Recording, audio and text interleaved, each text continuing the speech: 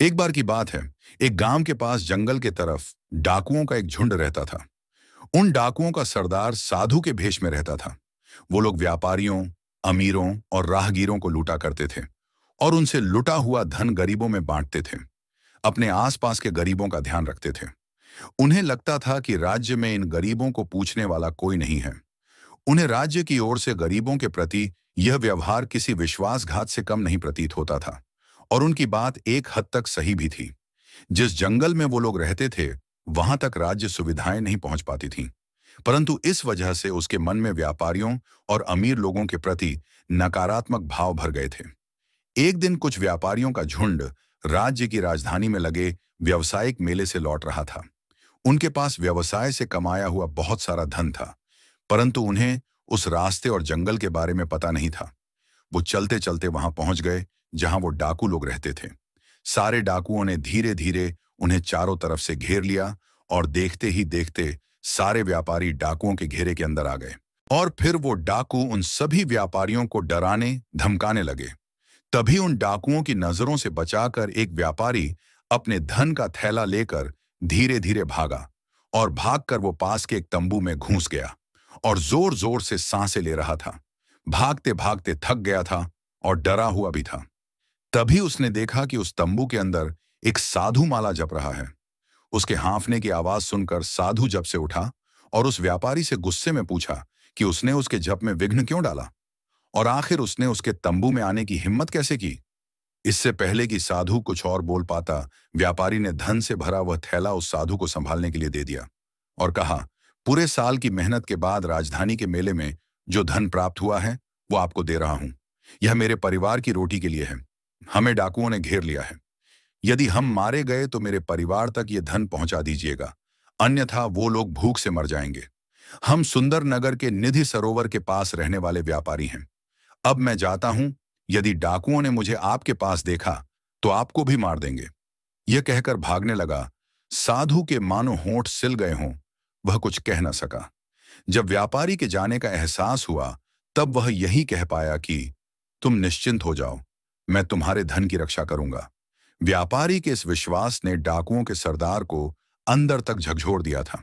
वह यह सोचने पर मजबूर हो गया कि क्या राज्य की सुविधाएं उस जंगल में न पहुंच पाने की वजह से वह जिन लोगों को लुटता था वो गलत था, क्योंकि वो भी तो मेहनत से धन कमाया करते थे और उन्हें राज्य से ये धन प्राप्त तो नहीं होता था।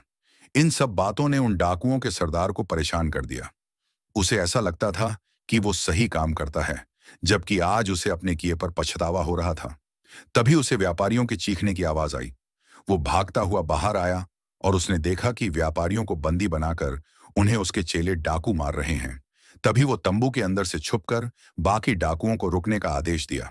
उनमें से एक डाकू ने हिम्मत कर तंबू में आकर आदेश के बारे में पूछा। तब सरदार डाकू ने कहा कि इन सभी व्यापारियों को जाने दो और इनका धन वापस कर दो। डाकू इस बात पर सहमत नहीं थे। उनके जीने खाने का यह एक स्रोत था। उस डाकू ने सरदार से कहा कि यदि यह गलत है तो हम आगे से मेहनत कर खाएंगे, परंतु अभी क्या खाएंगे और असहाय और वंचित लोगों को क्या खिलाएंगे। फिर सरदार ने कहा कि यदि ऐसी बात है तो लूट का आधा माल व्यापारियों को वापस कर दो और उन्हें जाने दो। इस पर सबकी सहमति बनी और व्यापारियों को आधा धन लौटाकर जाने की अनुमति दे दी गई। फिर हिम्मत कर व्यापारी अपना थैला लेने वापस तंबू में आया। और यह क्या, अपनी आंखों से सच्चाई देखकर वह स्तब्ध था। जिस साधु को उसने अपना थैला दिया था वह साधु तो डाकुओं की टोली का सरदार था। लूट के धन को वह दूसरे डाकुओं को बांट रहा था। यह सब देख व्यापारी वहां से निराश होकर वापस जाने लगा। वह मुद्दा मुद्दा कर तंबू की तरफ देख रहा था और ठगा सा महसूस कर रहा था। मगर उस साधु ने व्यापारी को जाते देख लिया था और बाहर आकर उसने कहा, रुको, तुमने जो धन का थैला मुझे दिया था वह ज्यों की त्यों ही है। और साधु ने व्यापारी का धन से भरा थैला वापस कर दिया। अपने धन को सलामत देखकर व्यापारी खुशी से गदगद हो गया और साधु को दान देने की इच्छा जाहिर की। परंतु साधु ने मना कर दिया और हाथ जोड़कर नमस्कार कर तंबू की ओर चला गया। व्यापारियों का झुंड भी खुशी खुशी अपने सुंदर नगर की ओर चल पड़ा। जब सरदार तंबू में वापस लौटा तब वहां बैठे अन्य डाकुओं ने सरदार से पूछा कि हाथ में आए धन को इस प्रकार क्यों जाने दिया। तभी सरदार ने कहा, व्यापारी मुझे भगवान का भक्त जानकर भरोसे के साथ थैला दे गया था। उसी कर्तव्य भाव से मैंने उसके थैले को वापस दे दिया। किसी के विश्वास को तोड़ने से सच्चाई और ईमानदारी हमेशा के लिए शक के घेरे में आ जाती है। बिल्कुल वैसे ही जैसे राज्य की सुविधा यहां न पहुंच पाने की वजह से हमारा राज्य से विश्वास उठ गया और हम सच्चाई और ईमानदारी के रास्ते से भटक गए। परंतु आज व्यापारी की बात सुनकर एहसास हुआ कि हम राज्य की सुविधा यहां तक नहीं पहुंच पाने का दंड सच्चाई और ईमानदारी से धन प्राप्त कर रहे लोगों को उनका धन लूट कर देते हैं, और यह गलत है।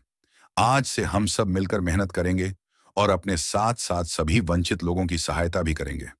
सब सरदार की बात से सहमत हुए और डकैती छोड़कर ईमानदारी से धन कमाने की प्रतिज्ञा ली।